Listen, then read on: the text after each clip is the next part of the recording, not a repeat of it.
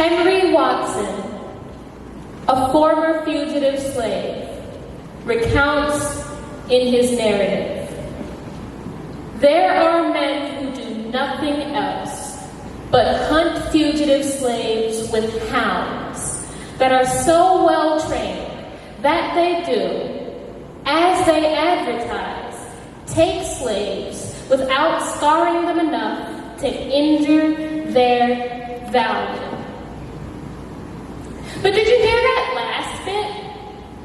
Enough to injure their value. That part got to me. Because they must have had some really good dog trainers for their time if they could train a dog not to rip off nimble, cotton-picking fingers. And they could train a dog to know how much force is enough. And they could train a dog not to kill a man just because the future of a country is packed on his shoulders. It's funny. They could train a hound not to suck the value from a slave.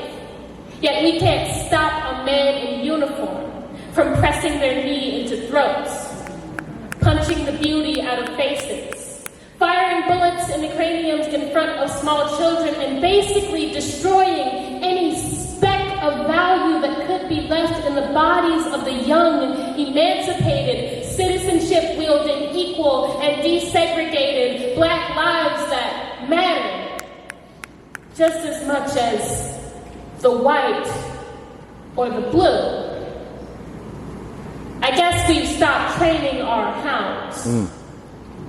Or maybe we just need to retrain their snouts. They might be following the wrong scent. Don't know what they're looking for. Don't know yet that we've discovered value outside of the nimble, cotton-picking fingers. I think we should retrain our hounds. But ain't it hard to teach an old dog new tricks? I mean, after all, the one that got Philando Castile was 29. And that's a whole lot in dog years. Woo!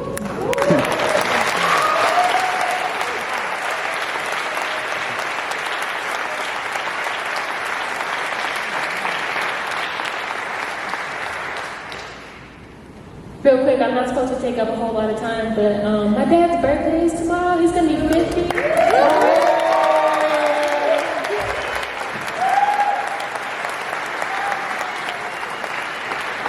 So, you know, if you like my poetry, you just gotta thank that guy.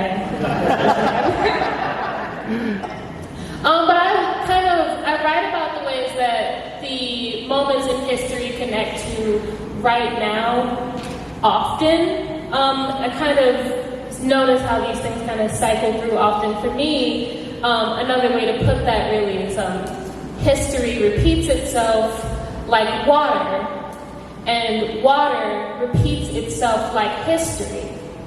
Because see, we learn in school that water holds on to a distant past, that we're drinking the same water from decades or even centuries ago, meaning the water raining down on us today is the same water that left all those people without a place to go after Katrina.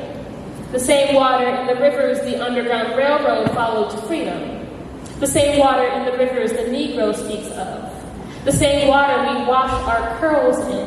The same water we wade in that God troubled. The same water left rusted and indigestible in Flint's pipes. The same water they found Emmett Till in. The water in the hoses they sprayed us with is the same water that caught us when we jumped ship and held us tight until nothing hurt anymore and buried us where no one could find us again. This dirty water, this muddy water, this bloody water, guilty water, filthy water. Water repeats itself like history, and history repeats itself like water. We learned in school that history holds on to a distant past, that we're living the same history from decades or even centuries ago, meaning the history coming down on us today is the same history that left all those people without a place to go after Katrina, the same history in the rivers the Underground Railroad follows to freedom, the same history in the rivers the Negro speaks of, the same history we wash our curls in, the same history we wade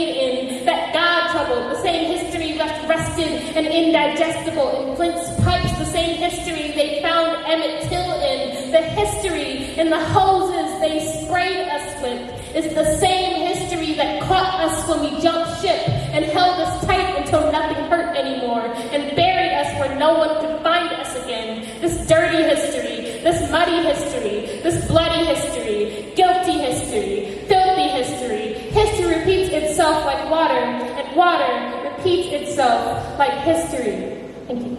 Woo!